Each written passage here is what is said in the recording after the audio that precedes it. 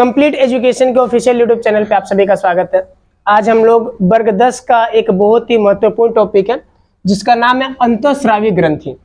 यानी कि अंतःस्रावी ग्रंथियों से जितने भी स्रावित होने वाले हार्मोन्स हैं, एंडोक्राइन ग्लैंड्स जिसको हम अंग्रेजी में बोलते हैं, इनसे जो भी हार्मोन स्रावित होते हैं रिलीज उसके बारे में हम लोग विस्तार से पढ़ेंगे कि किस भाग से स्रावित होता है, किस अंग से स्रावित होता है, कौन सा हार्मोन है, उसका क्या काम होता है हमारे शरीर के अंदर। तो चलिए शुरू करते हैं आज की इस क्लास को। सबसे पहले यदि हम बात करें तो हम अपने शरीर के अकॉर्डिंग ही स्टार्ट करते हैं। सबसे पहले हमारा ब्रेन के जस्ट जो नीचे यानी ब्रेन के बेस में एक हार्मोन होता है, एक ग्रंथि होती है जिसका नाम है हाइपोथैलेमस। ये उपस्थित होता है कहां पे? ब्रेन के बेस में। बेस यानी कि आप ये कह सकते हैं कि ब्रेन बस इसी के ऊपर रखा हुआ है, ब्रेन को इसी के ऊपर रखा हुआ है। ग्रंथि का नाम है हाइपोथैलेमस। हाइपोथैलेमस क्या करती है? नर्वस हार्मोन का स्राव करती है। हाइपोथैलेमस नर्वस हार्मोन का स्राव करती है। ये नर्वस हार्मोन क्या करता है? हमारे शरीर को हमारी आंतरिक जो भी गतिविधियां उससे हमें अवगत कराता है। जैसे कि प्रेम हो गया, घृणा हो गया, किसी से क्या बोलते हैं, और भूख हो गया, प्यास हो गया, यानी आपके शरीर की जो आंतरिक गतिविधियां हैं उससे आपको अवगत कराता है। कौन सा हार्मोन है? Nervous hormone. स्रावित कहां से हो रहा है? हाइपोथैलेमस से। स्रावित कहां से हो रहा है? हाइपोथैलेमस से। हाइपोथैलेमस को हम लोग जो है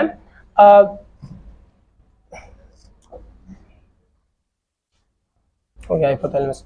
हाइपोथैलेमस के बाद यदि हम बात करें तो थोड़ा सा नीचे चलते हैं और यहाँ पे हमारा जो दोनों ये दिख रहा है आपका आंख, इसके बीच में यहाँ पे जहाँ पे तीसरा नेत्र जो देखते हैं आप लोग भगवान शिव का, जहाँ पे आप लोग टीका वगैरह लगाते हैं, एग्जैक्टली वहां से जब इतना यानी कि ये देख रहे हैं आप लोग, इतना जब यहाँ पे एग्जैक्टली खोदिएगा ना तो यहाँ पे एक ग्रंथि मिलेगी आपको जिसका नाम है पीनियल ग्रंथि। क्या नाम होगा इसका? पीनियल ग्रंथि। पीनियल ग्रंथि कहां पाई जाएगी? आपके एकदम यहाँ ललाट के यहाँ बीच में, ललाट जो आपके इसके बीच में। इसके यहाँ उपस्थित होने के कारण भी इसको हम लोग तीसरी आंख ग्रंथि के नाम से भी इसको जानते हैं हम लोग। कैसे कि ये उपस्थिति वहीं पे है जहां पे भगवान शिव का जो है तीसरा आंख होता है। जो पीनियल ग्रंथि है ये दो तरह के हार्मोन का स्राव करती है। पीनियल ग्रंथि दो तरह के हार्मोन का स्राव करती है, सेरोटोनिन और मेलाटोनिन।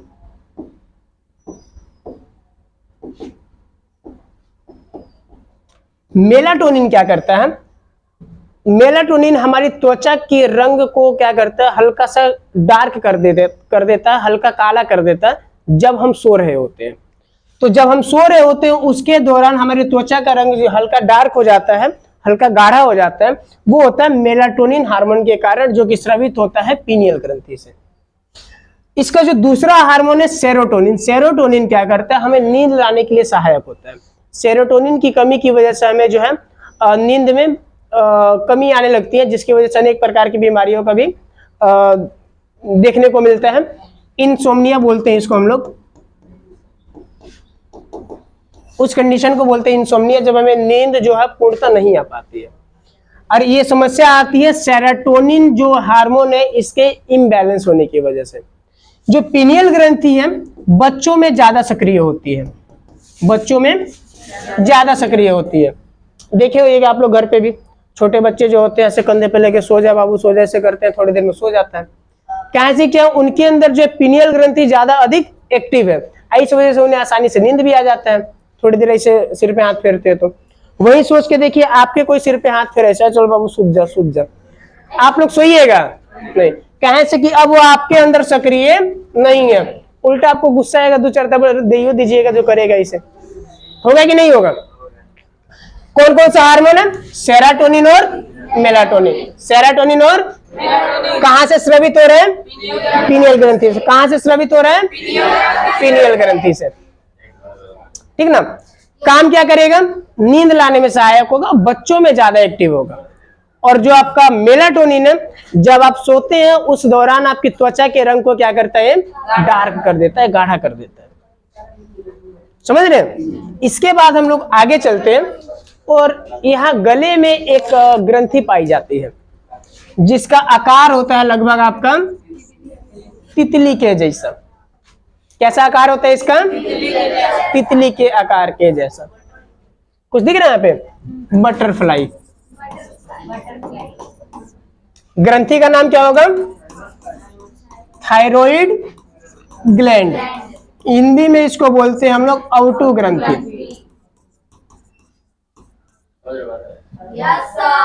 उपस्थित कहां पे होगा, गले में। उपस्थित कहां पे होगा, आकार कैसा होगा, तितली के जैसा। ये जो हार्मोन स्रावित करता है उसका नाम है थायरोक्सिन। जो थायराइड ग्लैंड है वो थायरोक्सिन नामक हार्मोन का स्राव करता है। थायराइड ग्लैंड जो है थायरोक्सिन हार्मोन का स्राव करता है। ये जो थायरोक्सिन हार्मोन है ये क्या करता है, बीपी को कंट्रोल करता है। बीपी यानी कि ब्लड प्रेशर।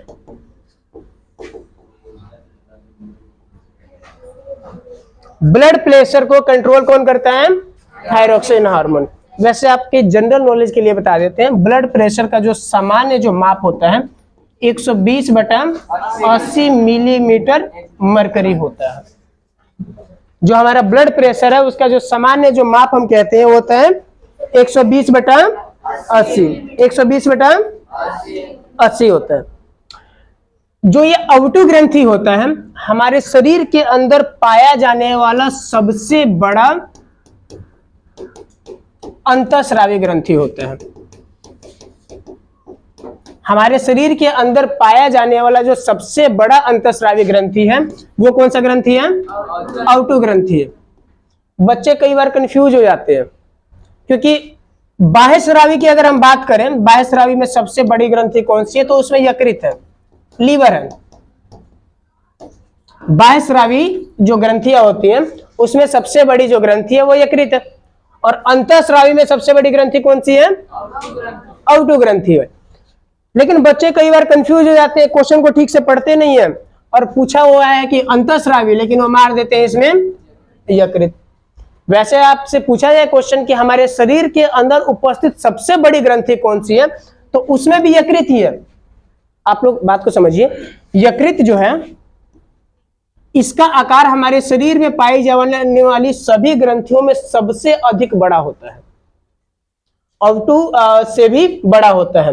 लेकिन ये है एक बाह्य स्रावी ग्रंथि है, बाह्य स्रावी ग्रंथि होती है।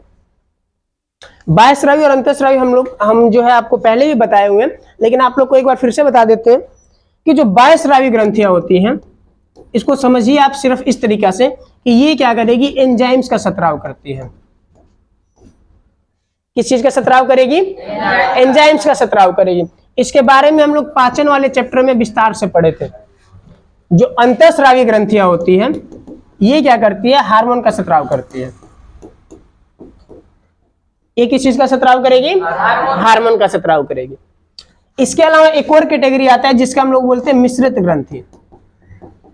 मिश्रित ग्रंथि, तो ये जो मिश्रित ग्रंथि है ना, इसमें सिर्फ एक ही ग्रंथि है, अग्नाशय है। इसके बारे में विस्तार से अभी हम इसी क्रम में पढ़ते हुए आगे देखेंगे। तो मिश्रित ग्रंथि क्या करती है, हार्मोन का और एंजाइम का दोनों का स्राव करती है। यानी बाह्य स्रावी होगी वो एंजाइम का स्राव करेगी, अंतःस्रावी होगी तो किसका स्राव करेगी, हार्मोन का स्राव करेगी। और जो मिश्रित ग्रंथि होगी वो क्या करेगी, दोनों का स्राव करेगी। समझ में आ रहा है। अब देखिए जो बाह्य स्रावी ग्रंथि है इसमें सबसे बड़ी ग्रंथि होती है लीवर यानी कि यकृत। इसमें सबसे बड़ी ग्रंथि कौन सी होती है, यकृत। और जो अंतःस्रावी है इसमें सबसे बड़ी ग्रंथि कौन सी होती है, अवटु। अवटु ग्रंथि। यदि हम इन दोनों की तुलना करें आपस में तो उसमें भी यकृत का आकार बड़ा होता है। इसमें भी किसका आकार बड़ा होता है, यकृत का।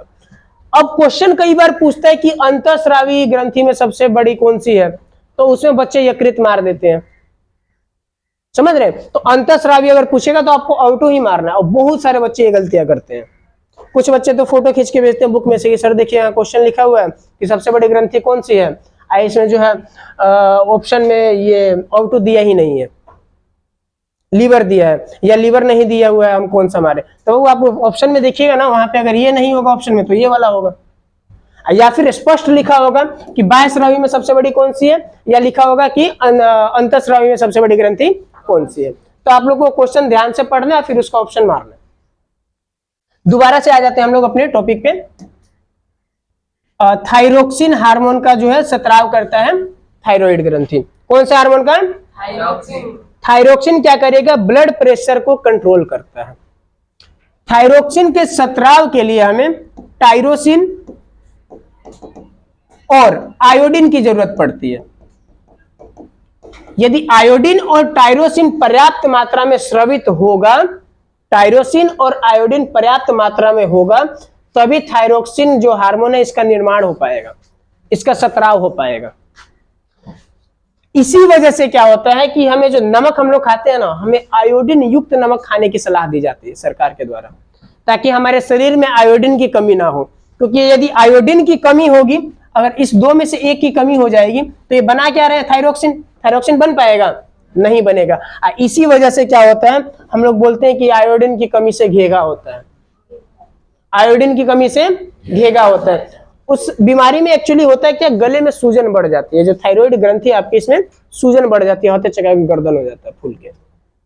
रीजन क्या है? कहे से कि यहाँ पे आयोडीन जो है ना, इसकी कमी हो जाती है बेसिकली। टायरोसिन हमारा शरीर पर्याप्त मात्रा में खुद से बना लेता है, लेकिन आयोडीन की कमी हो जाती है। और जब आयोडीन की कमी हो जाएगी, दो में से एक नहीं है, जब एक नहीं है तो ये थायरोक्सिन बना नहीं पाएगा। जब थायरोक्सिन बनेगा ही नहीं तो स्राव क्या करेगा? रिलीज ही नहीं होगा। जिसकी वजह से क्या होता है, हमें आयोडीन की कमी से होने वाली बीमारियां तीन तरह की बेसिकली देख लेते हैं हम लोग। आयोडीन की कमी से होने वाली तीन तरह की बीमारियां हमें पढ़ना है। सबसे पहला होता है आपका घेगा। घेगा को हम लोग इंग्लिश में बोलते हैं गोइटर। क्या बोलते हैं? गोइटर। किसकी कमी से होगा? आयोडीन की कमी से। इसमें होता क्या है बेसिकली, गले में जो है सूजन बढ़ जाती है। सूजन कहां पे? गले में। कहां पे होती है? गले में। आयोडीन की कमी से होने वाली जो दूसरी सबसे बीमारी है, उसका नाम है क्रेटिनिज्म। क्रेटिनिज्म। क्रेटिनिज्म में क्या होता है, जो वृद्धि होती है ना बच्चों के अंदर, वृद्धि समझते हैं? विकास। जब छोटा बच्चा होता है तो वृद्धि होता है, तभी ना वृद्धि होते होते बड़े जगह बनता है। तो वृद्धि ही रुक जाती है, वृद्धि रुक जाती है, ऐसे ढचकल पचकल शरीर बन जाता है, बुझाएगा सब हड्डी बाहर से ही गिना जाएगा। बात को समझ रहे हैं? क्रेटिनिज्म बीमारी में क्या होता है, होगा ये भी आयोडीन की कमी से ही, आयोडीन की कमी से। इस बीमारी में क्या होता है, जो वृद्धि होती है वो रुक जाती है। वृद्धि क्या होती है? रुक जाती है। क्या बोलते हैं, आयोडीन की कमी से होने वाली जो तीसरी सबसे बड़ी बीमारी है, आयोडीन की कमी से होने वाली जो तीसरी सबसे बड़ी बीमारी है, उसका नाम है मैक्सोडोमा। मैक्सोडोमा। मैक्सोडोमा एक ऐसी बीमारी है जिसमें क्या होता है, बहुत अधिक मोटापा बढ़ जाता है। एकदम कोनो आदमी देखे होंगे समियाना के जैसा होते जगह, इतना मोटा। देखें कि नहीं देखें? नहीं, किसी का नाम मत लीजिए, समझ रहे हैं? तो इतना मोटा, मतलब मोटापा बहुत अधिक बढ़ जाता है, तो वो होता है आयोडीन की कमी से। तीन तरह की बीमारियां होती हैं, किससे बाबू? मुख्य रूप से हम कह सकते हैं कि थायरोक्सिन हार्मोन की कमी से। थायरोक्सिन हार्मोन की कमी से कौन कौन सी है? घेगा है, क्रेटिनिज्म है और मैक्सोडोमा है। इसमें मोटापा बढ़ जाता है, वो मोटापा बहुत अधिक मात्रा में, मोटापा जो है बहुत अधिक मात्रा में बढ़ जाता है। क्रेटिनिज्म में क्या होता है, वृद्धि रुक जाएगा, एकदम विकास ही रुक जाएगा बच्चे का। और एक क्या है, इसमें घेगा हो जाता है। कौन सा हार्मोन है? Thyroxine hormone. कहां से स्रावित होगा? थायराइड से। थायराइड ग्लैंड, जिसको हिंदी में क्या बोलते हैं हम लोग, अवटु ग्रंथि। किसी को कोई दिक्कत है यहाँ पे, किसी को कोई दिक्कत है यहाँ पे? आगे चले। थायराइड के बाद एक और ग्रंथि आती है जिसका नाम है पैराथायरॉइड, पैराथायरॉइड ग्लैंड। हिंदी में इसको बोलते हैं हम लोग पैरा अवटु ग्रंथि, पैरा अवटु ग्रंथि। अब जब आप देखे थे ना अवटु ग्रंथि, कैसा आकार था उसका? नहीं, ये तितली तो नहीं लग रही है कहीं से भी।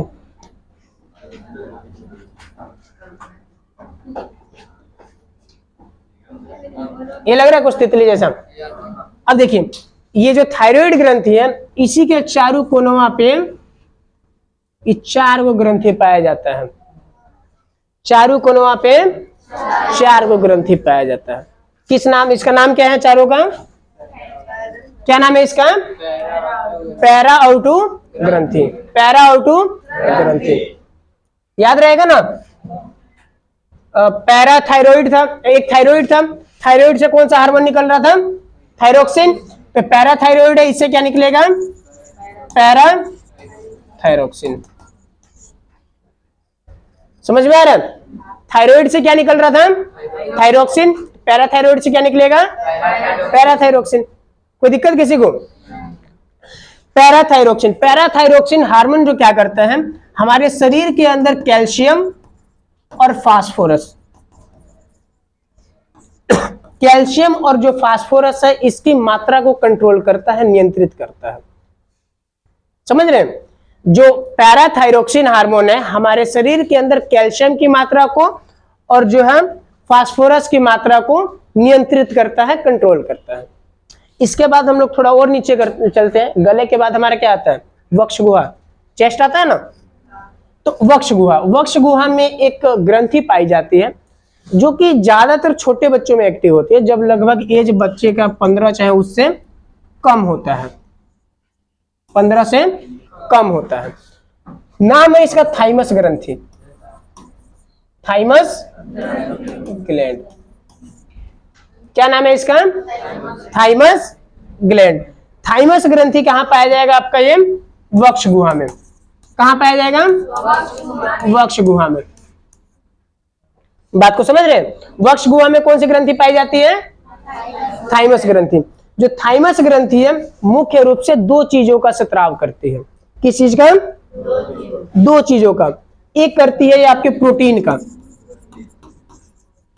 किस चीज का? प्रोटीन का जरूरत पड़ता है हमारे शरीर की वृद्धि के लिए, हमारे शरीर के विकास के लिए प्रोटीन जरूरी है कि नहीं है? हमारे शरीर के विकास के लिए प्रोटीन की बहुत अधिक आवश्यकता है। अब दूसरा ये स्रावित करता है लिम्फोसाइट। क्या स्रावित करता है? अब जैसा कि हम आपको अभी बताए कि ये 15 वर्ष से कम आयु के बच्चे में स्रावित होता है। 15 वर्ष के कम आयु के जो बच्चे होते हैं उनमें अधिक सक्रिय होता है। अब देखिए कहानी क्या है।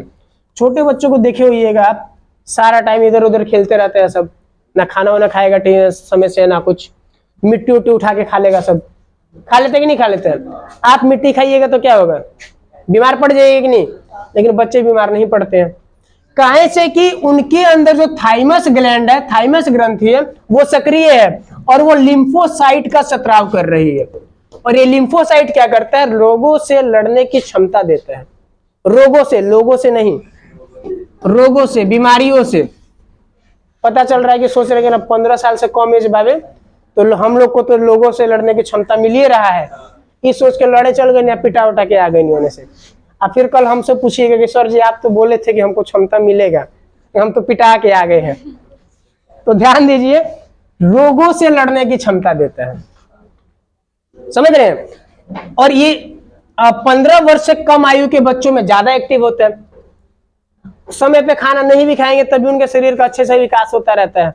आप लोग समय से खाना नहीं खाइएगा, एक टाइम का खाना छोड़ के देखिएगा, सांसी का तो चूहा कूदता पेट में, नहीं रह पाइएगा सामान्य तरीके से। लेकिन बच्चे रह लेते हैं। कारण क्या है कि उसको जो प्रोटीन चाहिए, ऊर्जा के लिए प्रोटीन लेना चाहिए, वो कौन बना के दे रहा है? थाइमस ग्रंथि। कौन बना के दे रहा है? थाइमस ग्रंथि। जो उसको रोगों से लड़ने के लिए जो चाहिए वो दे रहा है उसको लिम्फोसाइट। ये भी बना के कौन दे रहा है? थाइमस ग्रंथि। इसलिए जो है बच्चे जल्दी बीमार भी नहीं पड़ते हैं, जिनमें अगर ये थाइमस ग्रंथि अच्छे से सक्रिय है। समझ में आ रहा है सबको? इससे थोड़ा सा और यदि हम नीचे जाते हैं तो इसी बीच में आता है हमारा अग्नाशय आता है। लेकिन अग्नाशय जो है ना, ये आपका आएगा मिश्रित ग्रंथि में, तो इसको हम लोग लास्ट में पढ़ेंगे। ये हमारा आएगा मिश्रित ग्रंथि में, तो इसको लास्ट में पढ़ेंगे। अभी हम लोग अंतःस्रावी को ही ध्यान देते हैं। तो अब अगर क्या बोलते हैं हम लोग, वक्ष गुहा के बाद यदि देखें तो इसके बाद आती है हमारी किडनियां। किडनियों के ऊपर एक ग्रंथि पाई जाती है। याद कीजिए जब हम आपको उत्सर्जन वाला चैप्टर पढ़ाए थे तो ऐसा बताए थे आपको कि किडनी के ऊपर यहाँ पे एक ग्रंथि पाई जाती है, बताए थे। क्या नाम था उसका? Adrenal gland. क्या नाम था इसका? Adrenal gland. कहां पे उपस्थित होती है? किडनियों के ऊपर। कहां पे उपस्थित होगी? संख्या कितनी होगी इसकी? 2 गो। किडनी कितनी होती है हमारी? किडनी की संख्या कितनी होती है? 2 गो। तो इसके ऊपर जो हार्मोन पाया जाता है उसका क्या नाम है? एड्रीनल हार्मोन नहीं है, ये अभी ग्रंथि है। अब इसके अंदर से हार्मोन निकलेगा, इसके अंदर से हार्मोन निकलेगा। हार्मोन का नाम होगा एड्रीनलिन। क्या नाम होगा इसके हार्मोन का? एड्रीनलिन। एड्रीनल ग्रंथि से स्रावित होने वाला हार्मोन कौन सा है? Adrenaline hormone. कौन सा हार्मोन है? Adrenaline hormone. एड्रीनलिन हार्मोन जो है तभी स्रावित होता है जब आप इमरजेंसी केस में हैं। इमरजेंसी में एकदम खिसिया गए हैं, कहीं मार हो गया एकदम, तब आपके शरीर के अंदर क्या होगा? एड्रीनलिन, जो एड्रीनल ग्रंथि है सक्रिय होगा और स्रावित करेगा एड्रीनलिन हार्मोन। अब आपके अंदर एक एक्स्ट्रा ऊर्जा आ जाएगी, मारिएगा किसी को वही पटा जाएगा एकदम, 4 दिन बाद उठेगा। समझ रहे हैं? गुस्से में जब आप किसी को मारते हैं तो उसको ज्यादा चोट लगता है। कहां से? उस दौरान क्या है? एड्रेनलिन हार्मोन जो है अधिक मात्रा में स्रावित हुआ है। समझ रहे हैं? जब आप गुस्सा में हैं, डर है, भय है किसी चीज का, कुछ ऐसी इमरजेंसी सिचुएशन आती है, तब ये एड्रेनलिन हार्मोन स्रावित होता है। बात को समझ रहे हैं आप लोग? जब ये एड्रेनलिन हार्मोन स्रावित होगा आपका, उस समय ब्लड प्रेशर जो है ना एकदम हाई हो जाएगा। ब्लड प्रेशर एकदम हाई हो जाएगा। अब आज कौन सा बोल रहा था इधर, एकदम फूरने के लिए तैयार है। समझ रहे हैं? एड्रेनलिन हार्मोन, एड्रेनलिन हार्मोन कहां से स्रावित हो रहा है? एड्रीनल ग्रंथि से। एड्रीनल ग्रंथि कहां पाई जाती है? किडनी के ऊपर। किडनी के ऊपर। एड्रीनल ग्लैंड की संख्या कितनी होती है शरीर में? एड्रीनल ग्लैंड की संख्या 2 गो होती है। एड्रेनलिन हार्मोन जो है इसको हम लोग फाइट एंड फ्लाइट के नाम से भी जानते हैं। फाइट एंड फ्लाइट, यानी कि लड़ो और भागो। लड़ो और भागो। थुराई का इंतजार कीजिएगा, वहां पे इंतजार नहीं ना कीजिएगा।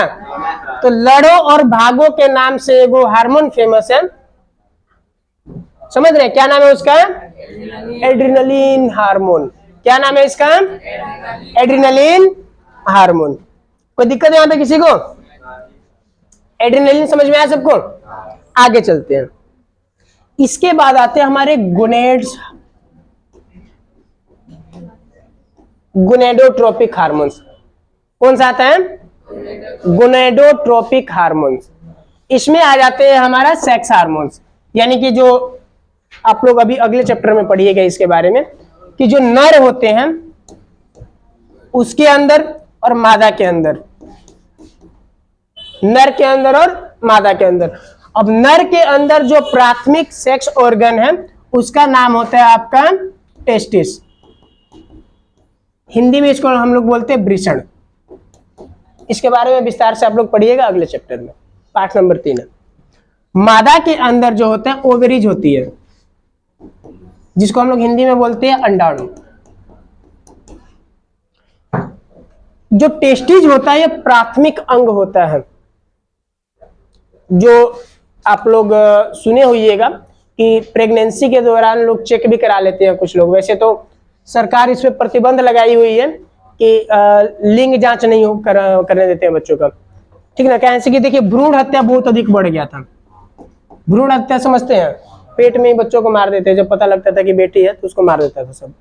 तो इसी के लिए सरकार ने क्या किया, इसको भ्रूण हत्या को कम करने के लिए सरकार ने ये प्रतिबंध लगा दिया कि आप किसी को बताइएगा, मतलब चेक कीजिएगा ना, उनको पता लग जाता है लेकिन वो आप लोग को नहीं बताएंगे।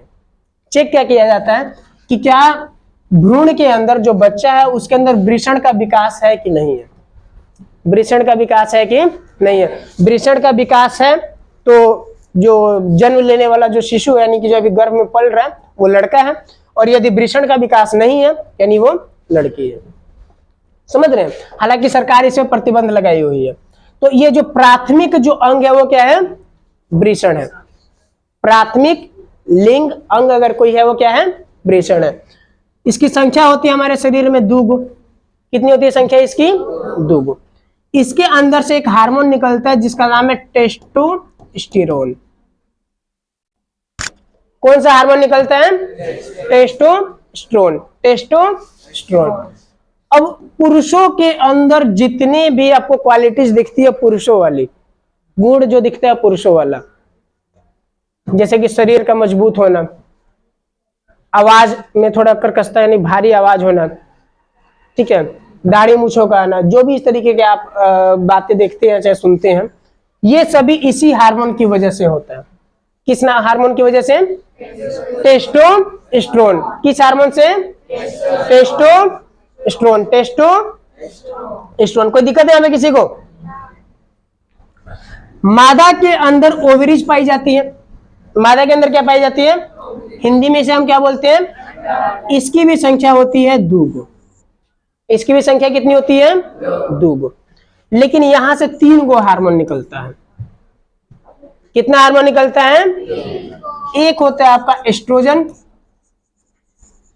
दूसरा आता है आपका प्रोजेस्टेरोन, STRONE, तीसरा आता है आपका रिलैक्सिन।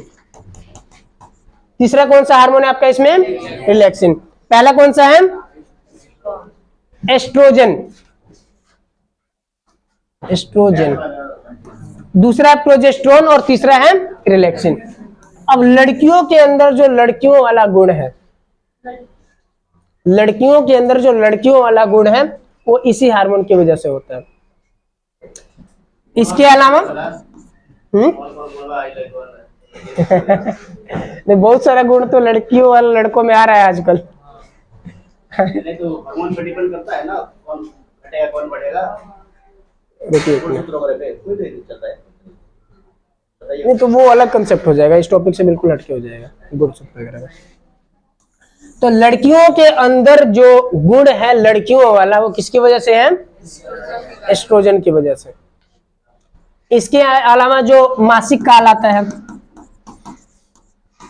जिसको अलग अलग नामों से जानते हैं, अंग्रेजी में इसको पीरियड्स वगैरह बोला जाता है, वो भी सारा इसी की वजह से निर्धारित होता है, एस्ट्रोजन की वजह से। जिनमें अगर ये कमी होती है, इसका इम्बैलेंस हो जाता है, तो उसकी वजह से अन्य भी समस्याएं आने लगती है इसमें। जो प्रोजेस्टेरोन होता है, नाम से पता चल रहा है प्रोजेस्टेरोन, यानी कुछ प्रोटेक्ट करेगा, सुरक्षा करेगा। क्या करता है, प्रोटेक्ट करता है, सुरक्षा करता है। कब और किसका, जब गर्भ में बच्चा पल रहा होता है तो उसकी सुरक्षा के लिए एक हार्मोन स्रावित होता है ओवरीज यानी अंडाणु से, जिसका नाम क्या है, प्रोजेस्टेरोन। क्या नाम है इसका, प्रोजेस्टेरोन। कुछ बच्चों का आप सुने होंगे मरा हुआ ही पैदा हुआ है, जब पैदा हुआ तब उसी टाइम मर गया। इसकी उनके अंदर जो प्रोजेस्टेरोन मतलब माता के अंदर जो बच्चे की माता थी, उनमें प्रोजेस्टेरोन पर्याप्त मात्रा में स्रावित नहीं हुआ, जिसकी वजह से बच्चे की सुरक्षा नहीं हो पाई और जो बच्चा क्या हुआ, मर गया। बात को समझ रहे हैं, किस वजह से होते हैं, प्रोजेस्टेरोन की वजह से। और जिनमें पर्याप्त मात्रा में रहेगा वो बच्चे को प्रोटेक्ट करेगा गर्भ के अंदर और बच्चे को सुरक्षित रखेगा। तीसरा जो इसमें हार्मोन है, कहां से स्रावित हो रहा है, अंडाणु यानी ओवेरीज से, उसका नाम है रिलैक्सिन हार्मोन। क्या नाम है इसका, रिलैक्सिन हार्मोन। रिलैक्सिन हार्मोन का देखिए कितना अच्छा योगदान है। रिलैक्सिन हार्मोन क्या करता है, जब डिलीवरी का टाइम आता है ना, डिलीवरी समझते हैं, 9 माह तक जो बच्चा है अपनी माँ के गर्भ में रहता है 270 दिन लगभग। 270 दिन जब पूरा होता है तो उस बच्चे की डिलीवरी कराई जाती है। कुछ नॉर्मली भी हो जाता है, कुछ ऑपरेशन के माध्यम से भी कराना पड़ता है, जब बच्चे को माँ के गर्भ से बाहर निकाला जाता है। तो उसके दौरान क्या करता है, रिलैक्सिन हार्मोन मांसपेशियों को फैला देता है, मांसपेशियों को फैला देता है, जिससे बच्चे आसानी से जो है बाहर निकल सके माँ के गर्भ से। ये कौन कंट्रोल करता है, रिलैक्सिन हार्मोन। लेकिन क्या होता है कि जब रिलैक्सिन हार्मोन की हो जाएगी कमी, क्या हो जाएगी, कमी, तो बच्चा नॉर्मल पैदा होकर भी नहीं करेगा। अब या तो ऑपरेशन ही करना पड़ेगा। कुछ आप लोग सुने हुए घटनाएं कि बच्चा जन्म मतलब कि या तो बच्चे को बचा सकते हैं, नहीं तो माँ को बचा सकते हैं। और कई बार ज्यादातर केसेस में जो माँ मर ही जाती है उसी समय, रिलैक्सिन हार्मोन की कमी की वजह से होता है। वहां पे शाहजहां जो ताजमहल बनवाए हुए बहुत ज्यादा फेमस है, उसकी बीवी जो थी मुमताज महल, उसी की याद में बनवाया था ना, मुमताज महल, नाम तो सुने होंगे। इसकी याद में क्या बनवाया था ये, ताजमहल। राजा का नाम क्या था, शाहजहां। अब ये मुमताज महल जो थी, इसका 14वां संतान के जन्म देते हुए इसकी मृत्यु हुई थी। कौन सा संतान था इसका, 14वां। बात को समझ रहे हैं। और उसके दौरान जो आप देखिए 14वां संतान को अगर वो जन्म दे रही है, तो आप खुद सोच के देखिए रिलैक्सिन हार्मोन कितना कम हो गया होगा उसके शरीर में। बात को समझ रहे हैं। तो उसी दौरान उसकी मृत्यु हो गई थी। तो ये सब था आपका गोनेड ग्लैंड के बारे में, जिसमें हम लोगों ने पढ़ा नर के अंदर स्रावित होता है किस जगह से, टेस्टिस से। टेस्टिस की संख्या कितनी होती है, 2 गो। कौन सा हार्मोन निकलेगा, टेस्टोस्टेरोन। मादा के अंदर ओवेरिज से कितने हार्मोन निकलेंगे, 3 गो, एस्ट्रोजन, प्रोजेस्टेरोन और रिलैक्सिन। यहां पे किसी को दिक्कत समझ में आ रहा है सबको, सबको। इसके बाद आगे चलते हैं। एक जो है आपका पीयूष ग्रंथि, पिट्यूटरी ग्लैंड, क्या नाम है इसका, पिट्यूटरी ग्लैंड। हिंदी में इसको हम लोग बोलते हैं पीयूष ग्रंथि। हिंदी में इसको हम लोग क्या बोलते हैं, पीयूष ग्रंथि। क्या बोलते हैं इसको, पीयूष ग्रंथि। ब्रेन के बेस में ये पाया जाता है, हम शायद किसी और में बोल दिए थे, पहले वाले में बोल दिए थे। ब्रेन के बेस में एक्चुअली ये पाया जाता है, बाय मिस्टेक हम पहले वाले में बोल दिए थे। ब्रेन के बेस में कौन सा पाया जाता है, पीयूष ग्रंथि। ब्रेन के बेस समझते हैं, ब्रेन के आधार पे मान लीजिए ब्रेन को इसी के ऊपर ऐसे रखा हुआ है। बात को समझ रहे हैं। कौन सा ग्रंथि है, पीयूष ग्रंथि जो है सभी ग्रंथियों को कंट्रोल करता है। जितनी भी आपके शरीर के अंदर ग्रंथियां हैं सबको कौन कंट्रोल करता है, पीयूष ग्रंथि। सभी ग्रंथियों को कौन कंट्रोल करता है, इसलिए इसको हम लोग बोलते हैं मास्टर ग्लैंड, मास्टर ग्रंथि। बात को समझ रहे हैं। आप लोग जितनी देर यहाँ क्लास में रहते हैं सर कंट्रोल करते हैं ना आप लोग को, मास्टर बोलते हैं ना आप लोग। तो उसी प्रकार जो पिट्यूटरी ग्लैंड है ये सभी ग्रंथियों को कंट्रोल करता है, इसलिए हम लोग इसको क्या बोलते हैं, मास्टर ग्रंथि। किसी को दिक्कत। अगर क्वेश्चन पूछते हैं हमारे शरीर के अंदर उपस्थित सबसे छोटी ग्रंथि, सबसे छोटी ग्रंथि, हमारे शरीर के अंदर उपस्थित सबसे छोटी ग्रंथि कौन सी है, तो उसका सही उत्तर आएगा पीयूष ग्रंथि। सबसे छोटी ग्रंथि।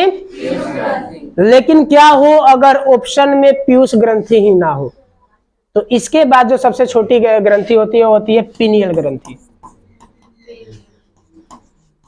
कौन सी होती है, पीनियल ग्रंथि। कोई दिक्कत है यहाँ पे किसी को। इसको क्या बोलते हैं हम लोग, पीनियल ग्रंथि, पीनियल ग्रंथि। इससे स्रावित होने वाले कुछ हार्मोन्स भी हम लोग देख लेते हैं। जो आपका पीयूष ग्रंथि है 5 तरह के हार्मोन्स का स्राव करता है। कितने तरह का, सबसे पहला इसमें TSH, इसका फुल फॉर्म है थायराइड स्टिमुलेटिंग हार्मोन। यानी कि देखिए अभी हम बोले ना सभी को कंट्रोल करता है, सभी ग्रंथियों को। अभी ये बात हम बोले कि नहीं बोले, तो जब इसको लगता है कि जो थायराइड का कमी हो रहा है, तो थायराइड के जाके रह बनाओ क्या है कि थायराइड बात है, तो जाके उसको स्टिमुलेट करेगा कि चलो थायराइड बनाना चालू करो। और उसी हार्मोन का हम क्या नाम रखे हुए हैं यहाँ पे, थायराइड स्टिमुलेटिंग हार्मोन।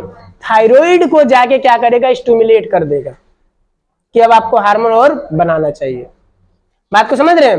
पहला हार्मोन जो स्रावित हो रहा है पीयूष ग्रंथि से, TSH, क्या नाम है इसका, TSH, यानी कि थायराइड स्टिमुलेटिंग हार्मोन। जो इसमें दूसरा है, यानी कि पीयूष ग्रंथि से स्रावित होने वाला दूसरा हार्मोन, उसका नाम है सोमेटोट्रोपिक हार्मोन, STH। क्या नाम है इसका, यानी कि सोमेटोट्रोपिक हार्मोन। सोमेटोट्रोपिक हार्मोन, सोमेटोट्रोपिक हार्मोन क्या करता है, वृद्धि के लिए, बच्चों के अंदर जो वृद्धि करवाने के लिए कौन सा हार्मोन रिस्पॉन्सिबल है, सोमेटोट्रोपिक हार्मोन। इसको वृद्धि हार्मोन के नाम से भी जाना जाता है। किस नाम से, वृद्धि हार्मोन। कहां से स्रावित हो रहा है, पीयूष ग्रंथि से। पीयूष ग्रंथि से स्रावित होने वाला पहला हार्मोन TSH, पहला हार्मोन TSH, यानी कि थायराइड स्टिमुलेटिंग हार्मोन। पहला हार्मोन कौन सा है, TSH। ये क्या करेगा, थायराइड को स्टिमुलेट करेगा कि आपको और जो है थायरोक्सिन हार्मोन बनाना है। दूसरा है STH, यानी सोमेटोट्रोपिक हार्मोन। क्या नाम है इसका, सोमेटोट्रोपिक हार्मोन। सोमेटोट्रोपिक क्या करता है, ये बच्चों की वृद्धि के लिए मतलब रिस्पॉन्सिबल होता है, बच्चों की वृद्धि कराता है। इसी में तीसरा आता है लैक्टोजेनिक हार्मोन। क्या नाम है इसका, लैक्टोजेनिक हार्मोन, लैक्टोजेनिक हार्मोन। जब माँ किसी बच्चे को जन्म देती है डिलीवरी के बाद, तो माँ के स्तन में उस समय दूध का बनना जरूरी होता है। आप लोग बहुत जगह पे पढ़े भी होंगे कि माँ का दूध सर्वोत्तम है, सबसे उत्तम है, उससे बेहतरीन कुछ भी नहीं है। तो उस बच्चे को दूध पिलाने के लिए माँ के शरीर में बनना भी चाहिए, और वो बनता है जब हमारा जो पीयूष ग्रंथि है वो क्या करेगा, लैक्टोजेनिक हार्मोन जो है स्रावित करेगा। कौन सा हार्मोन, जिसके फलस्वरूप क्या होता है, माँ के शरीर के अंदर क्या बनता है, दूध का निर्माण होता है। किसका निर्माण होता है, दूध का निर्माण होता है। इसका चौथा नंबर पे जो हार्मोन है जो पीयूष ग्रंथि से स्रावित हो रहा है, उसका नाम है ऑक्सीटोसिन। क्या नाम है इसका, ऑक्सीटोसिन, ऑक्सीटोसिन। अब देखिए क्या होता है, जब बच्चा होता है अभी एक दिन का मैंने 2 घंटे का अभी जन्म लिया है, अब कुछ देर बाद आप लोग देखते हैं कि माँ का दूध पीने लग जाता है। पीने लग जाता है कि नहीं पीने लग जाता है। अब उसको ढंग कुछ आता है, नहीं आता है। लेकिन हमारे शरीर की संरचना ऐसी है, यानी कि पीयूष ग्रंथि जो ऑक्सीटोसिन नामक हार्मोन स्रावित होता है, ये क्या करता है, माँ के स्तन से दूध को आसानी से बाहर निकालने में मदद करता है, जिसकी वजह से क्या होता है, बच्चा आसानी से दूध को पी पाता है। बात को समझ रहे हैं? कौन सा हार्मोन है, ऑक्सीटोसिन। लैक्टोजेनिक क्या करेगा, दूध को बनाएगा, लेकिन बाहर निकालने के लिए कौन सा हार्मोन है, ऑक्सीटोसिन, ऑक्सीटोसिन। याद रहेगा सबको। बहुत सारे लोग क्या करते हैं कि जो पशु वगैरह पालते हैं, अब देखिए माँ तो माँ होती है, अब उसमें जो गाय है चाहे भैंस है वो दूध बचा के रखती है अपने बच्चों के लिए, समझ रहे हैं कि नहीं तो सब दूध ही लेगा सब। लेकिन उसमें क्या करता है, लोग ऑक्सीटोसिन के इंजेक्शन लगवा देते हैं, जिससे माँ जो है बच्चे के लिए दूध रोक ही नहीं पाती है, सारा का सारा दूध के लेके चल जाता है सब। तो सरकार हालांकि प्रतिबंध लगाई हुई है इस पे, लेकिन फिर भी ऑक्सीटोसिन का लोग इंजेक्शन का उपयोग करते हैं, पशु जो पालते हैं वो लोग। इसका जो आखिरी हार्मोन है उसका नाम है वैसोप्रेसिन। क्या नाम है इसका, वैसोप्रेसिन। क्या नाम है इसका, वैसोप्रेसिन। वैसोप्रेसिन हार्मोन क्या करता है, हमारी जो यूरिनेशन जो हम करते हैं ना, पेशाब का बनना हम लोग उत्सर्जन वाले चैप्टर में पढ़े थे, उसकी सांद्रता को नियंत्रित करता है। उत्सर्जन वाले चैप्टर पढ़े थे ना बाबू आप लोग, तो उसकी सांद्रता को नियंत्रित करता है वैसोप्रेसिन हार्मोन। तो जो अंतःस्रावी ग्रंथियां थी आपकी यहाँ पे होती है समाप्त। देखिए इसके बाद मिश्रित ग्रंथि है क्या, वो भी इसी में देख लेते हैं हम लोग आगे। ये बालक जो है तो बालक, लेकिन अभी जो हम बता रहे थे ना कुछ देर पहले कि आजकल बालकों में कुछ जो है बालिकाओं वाला गुण आने लगा है हार्मोनल इम्बैलेंस की वजह से। लड़कियों की आदत होती है कि कुछ और काम चल रहा है इधर, सामने आपस में चार को बैठ के बतिया रही है, कुछ अलग दुनिया में रहती है सब। अब आप लोग कीजिएगा मतलब कि कुछ ना कुछ उधर से गुण आ रहा है। बात को समझ रहे कि नहीं समझ रहे हैं? अब देखिए लड़कों में और कौन बकबक करते हुए दिख रहे हैं यहाँ पे, लेकिन आप अकेले ही लगे हुए हैं। तो अंतःस्रावी जो ग्रंथियां थी यहाँ पे होती है समाप्त। अंतःस्रावी ग्रंथियां समाप्त। अब हम लोग पढ़ लेते हैं मिक्स ग्लैंड को। मिक्स ग्लैंड यानी कि मिश्रित ग्रंथि। कौन सी ग्रंथि? मिश्रित ग्रंथि, यानी कि ऐसी ग्रंथि जो हार्मोन का भी स्राव करे और एंजाइम का भी स्राव करे। तो ऐसी हमारे शरीर में सिर्फ एकमात्र ग्रंथि है जिसका नाम क्या है? अग्नाशय। क्या नाम है उसका? अग्नाशय। अग्नाशय हमारे अमाशय के जस्ट नीचे और जो आंतें होती है उसके ऊपर पाया जाता है। पोषण वाले चैप्टर में आप लोग को अच्छे से बताए थे उसके बारे में, जब उससे स्रावित होने वाले एंजाइम्स को हम लोग पढ़े थे, वहां पे पढ़े थे कि नहीं पढ़े थे? अभी हमें अग्नाशय से स्रावित होने वाले हार्मोन के बारे में पढ़ना है। अग्नाशय क्या करता है? अग्नाशय अपने अंदर से, देखिए इसमें ना एक कोशिका होती है जिसके हम लोग बोलते हैं लैंगरहैंस, इसलेट ऑफ लैंगरहैंस, या फिर हिंदी में हम बोलते हैं लैंगरहैंस के द्वीपिकाएं। ये एक कोशिका का नाम है जहां से ये क्या करता है? अपना हार्मोन का स्राव करता है। हार्मोन कौन सा है? इंसुलिन। कौन सा हार्मोन है? इंसुलिन। कौन से हार्मोन का स्राव करते हैं? इंसुलिन का। ये जो इंसुलिन है हमारे शरीर के अंदर जो रक्त होता है, शरीर के अंदर जो रक्त होता है उसके अंदर ग्लूकोज की मात्रा को नियंत्रित करता है। हमारे शरीर के अंदर उपस्थित जो रक्त है उसके अंदर ग्लूकोज की मात्रा को नियंत्रित करता है। यानी कि अगर आप लोग देसी भाषा में कहें तो शुगर की जो बीमारी होती है ना, इसी की कमी की वजह से होती है। अब देखिए अगर हमारे शरीर के अंदर इंसुलिन का कमी होगा, इंसुलिन का मान लेते हम यहाँ पे क्या हो रहा है? कमी हो रहा है, तो जो हमारा ब्लड है इसके अंदर शुगर की मात्रा बढ़ेगी, यानी कि ग्लूकोज, शुगर यानी ग्लूकोज, तो इसकी मात्रा बढ़ेगी। तो इसको हम लोग कहते हैं शुगर बढ़ गई बा। क्या कहते हैं बाबू? शुगर बढ़ गई बा, मुआ हो गई बा एकदम जीवन। डॉक्टर के पास जाएंगे, दवाई ववाई लिखेगा, बोलेगा कि नहीं आपको चीनी बिल्कुल नहीं खाना, ये नहीं खाना, वो नहीं खाना, 76 को लिख देगा कि ये नहीं खाना है आपको। जब कुछ खाइबे नहीं कीजिएगा तो देह हो जाएगा कमजोर। लगभग बहुत सारी चीजों पे प्रतिबंध लगा दिया जाता है। कहेगा पीना, खाना पीना कौन सी? करेला के जूस पिए दोनों बेरा, नीम के जूस पिए दोनों बेरा, ढेर मिठाई खिले बड़ा, बकरी का दूध क्या ले, डेंगू हुआ है? नीम के जूस पियो, करेला के जूस पियो, जामुन के जूस पियो। जामुन का जो बीज होता है उसको पीस के बनाया जाता है, वो बहुत अच्छा कंट्रोल करता है शुगर को। बात को समझ रहे हैं? जब इंसुलिन का कमी होगा शरीर के अंदर तो क्या होगा? ब्लड के अंदर शुगर की मात्रा बढ़ जाएगी।